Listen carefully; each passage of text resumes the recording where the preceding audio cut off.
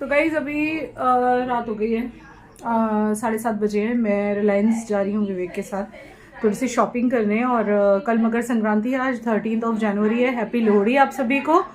और मैं आपको बताना चाहती हूँ, इतने दिनों से कोई व्लॉग ठीक से नहीं बन रहा है। काफ़ी दिन से मैं बस थोड़ा थोड़ा कुछ शूट किया तो किया, बाकी प्रॉपर व्लॉगिंग नहीं हो रही थी क्योंकि कुछ हुआ था जिस वजह से मन थोड़ा ये था। और इधर यहाँ साइड पे जल रहा है लोबान, तो जिसका धुआं आपको नज़र आ रहा होगा।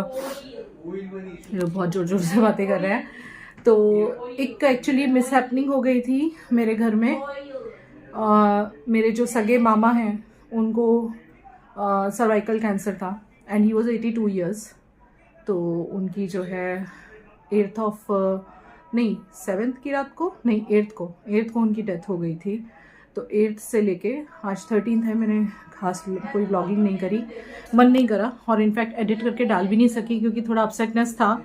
And I was constantly in touch with my relatives और फ़ोन पे बातें चल रही थी। जाना तो पॉसिबल नहीं है इस टाइम पे क्योंकि विवेक का बहुत ज़्यादा ध्यान रखना है। और ये सभी लोग जानते हैं कि इस टाइम पे विवेक को मेरी बहुत ज़्यादा ज़रूरत है और उनका केयर करने का बहुत ज़्यादा ज़रूरत है।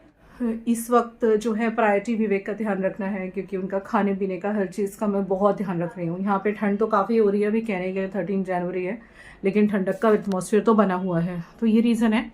वैसे उनकी एज थी वॉज 82 ईयर्स और उनको माउथ कैंसर हुआ था पहले, फिर उनको रेडिएशन वगैरह दी गई, उसके बाद दोबारा से हो गया था माउथ में।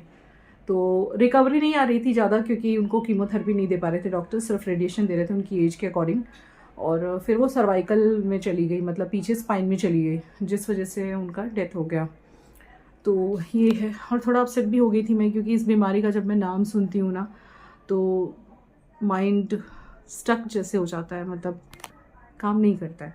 आप सोच रहे होंगे कैसा हुआ है, तो मैं जा नहीं रही हूँ घर पे। तो अगेन वही है कि विवेक के कीमो चल रहे हैं, अभी मैं कहीं भी नहीं जा सकती हूँ और उनको इतना दूर तो नहीं लेके जाऊँगी। आसपास तो हम चले भी जाते हैं लेकिन ये दिल्ली ज़्यादा दूर हो जाता है और पॉसिबल नहीं है इस टाइम पे। हाँ, लेकिन मामा के यहाँ पे मेरी मम्मा, मेरे पापा और जो मेरे आसपास जो भी रिलेटिव है, मेरी बहनें भी वहीं रहती हैं दोनों, एक चंडीगढ़ में एक नोएडा में। तो उनमें से कोई चला जाएगा। बात हो गई है मेरी कज़न से, मेरे पुणे में रहता है मेरा कज़न, उनका जो बेटा है। और दैट्स इट। तो अभी मैं कुछ सब्जियां और कुछ सामान लेने मार्केट जा रही हूँ। कल मकर संक्रांति भी है तो यहाँ तो काइट डे होता है, पतंग उड़ती है और वो सब पतंग वगैरह भी ले आया, वो भी मैं आपको भी दिखाती हूँ। तो बस ये सही चल रहा है, काफ़ी दिनों से कुछ खास व्लॉगिंग नहीं हो रही है।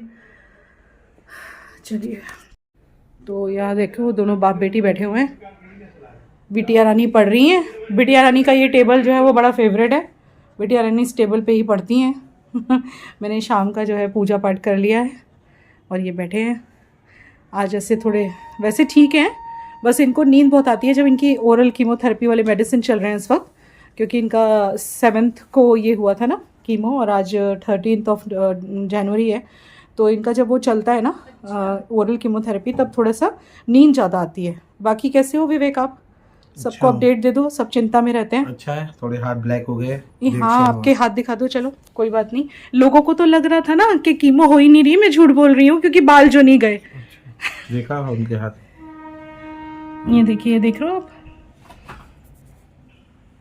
ये तो लोशन वगैरह तो वो रोज लगा रहे हैं लेकिन ड्राइनेस भी बहुत आ जा रही है बार बार लोशन लगाने से भी, और एक थोड़ा हाथ काले हो गए जिसको लेके ये बहुत परेशान है।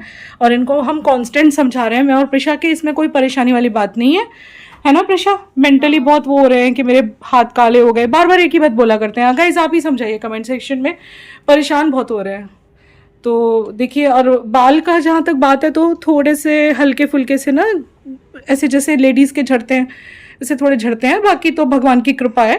पर हाथ काले हो गए उसको लेके बहुत परेशान है। पर इनको हम कांस्टेंट समझा रहे हैं कोई बात नहीं, क्योंकि डॉक्टर ने बोला ही था कि ये सब होगा, किसी को कुछ होता है किसी को कुछ, और ये कीमो जब एक बार once it will be finish तो ये सब ठीक हो जाएगा। चले अपन, हम दोनों बाहर निकल रहे हैं, इनको थोड़ा अच्छा भी लगेगा। अभी टाइम देखिए 7:45 हो रहे हैं।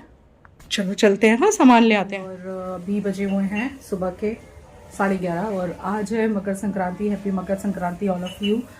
और अभी और विवेक ऊपर गए हैं पतंग चलाने। आज के दिन यहाँ पे काइट फ्लाइंग डे होता है, मैं आपको दिखाती हूँ ऊपर जाके।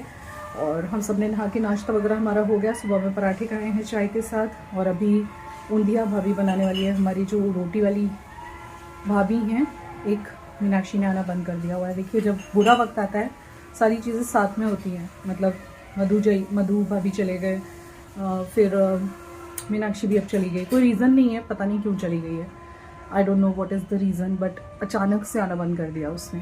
तो एक दूसरी भाभी आई हैं तो वो ऊंधिया बनाएंगी, पूरी बनाएंगी, अभी आ रही हैं थोड़ी देर में।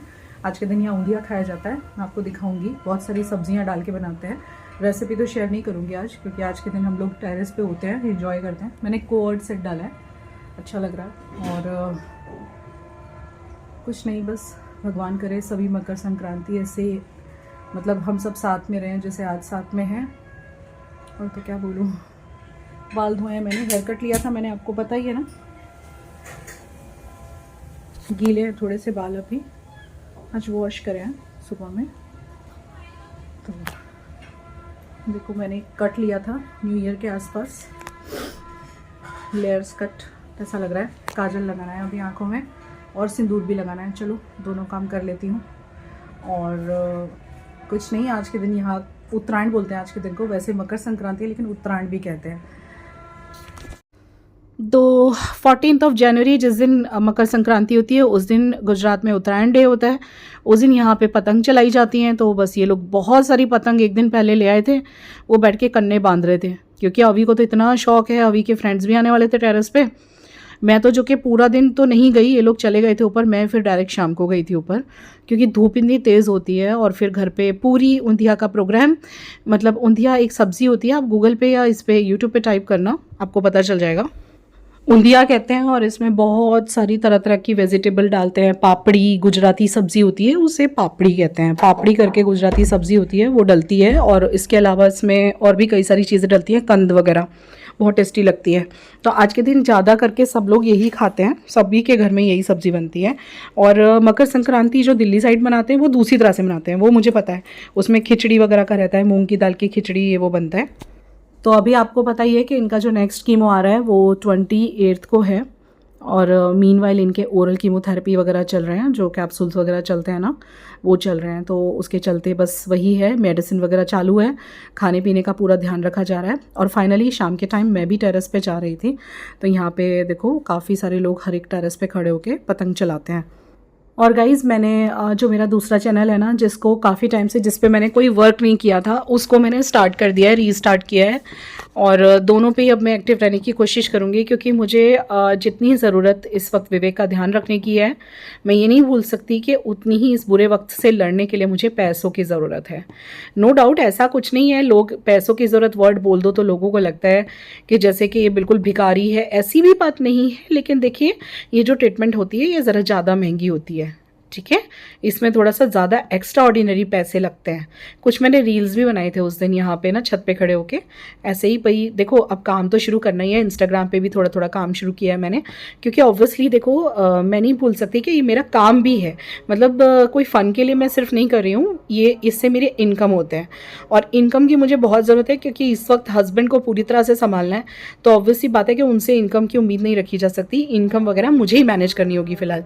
और इसमें कोई शर्म की बात नहीं है, मैं बहुत प्राउड से कह सकती हूँ कि मैं एक ऐसी औरत हूँ जो तकलीफ पड़ने पे अपने पति को फिजिकली भी संभाल रही है और फाइनेंशियली भी संभाल रही है, जिसके लिए मुझे आपके सपोर्ट की ज़रूरत लगेगी। आप लोग प्लीज़ मेरे दूसरे चैनल को भी सब्सक्राइब कर लेना, डिस्क्रिप्शन बॉक्स में लिंक है। अब मैं रेगुलर वहाँ भी पोस्ट करूँगी। फिलहाल तो मैंने एक पुराना वीडियो पोस्ट किया है, बिकॉज मुझे चैनल को बंद नहीं होने देना था, चैनल का मोनेटाइजेशन ऑफ होने वाला था, क्योंकि बहुत टाइम से पोस्ट नहीं किया था। और प्लीज़ इंस्टाग्राम पर भी फॉलो कीजिएगा, ताकि ज़्यादा से ज़्यादा लोग रील्स देखें और रीच बढ़े और मेरी इनकम पर थोड़ा सा अच्छा इफेक्ट आए। तो चलिए, व्लॉग को लाइक कर देना और मिलते हैं नेक्स्ट व्लॉग में। तब तक के लिए अपना ध्यान रखिए। Love you guys.